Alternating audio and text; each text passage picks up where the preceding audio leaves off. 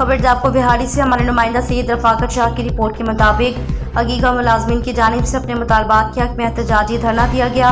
बाद में DC office तक रैली निकाली गई, जिसकी क़ियादत अगीगा चेयरमैन अब्दुल हई, सदर मुनव्वर अली भट्टी, रैपका यूनियन के सदर आबिद अली घुम्मा ने की। धरने से खिताब करते हुए हज़रत अब्दुल हई ने कहा कि पंजाब की निगरान हुकूमत मुलाजमीन के साथ सख्त नाइंसाफियां कर रही है। पंजाब के मुलाजमीन के साथ सुतैली माल जैसा सलूक किया जा रहा है।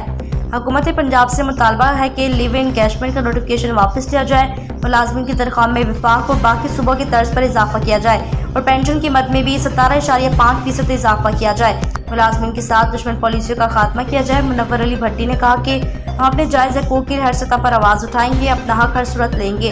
आबिद घुम्मा ने कहा कि पंजाब मुल्क का सबसे बड़ा सूबा है, जबकि यहाँ के मुलाजमीन के साथ हर मरतबा बुरा सलूक किया जाता है। हमारे मुतालबात में सिर-ए-फ़हरिस्त विफाक के मुलाजमीन के बराबर तनख्वाह में इजाफा किया जाए। लिव इन कैशमेंट में जो कटौती का नोटिफिकेशन जारी किया गया है, इसे हर सूरत वापस लिया जाए। मुजाहिरीन ने डीसी ऑफिस का घेराव करके डीसी को अपने मुतालबात तालाइबाना तक पहुँचाने की इस्तदा की।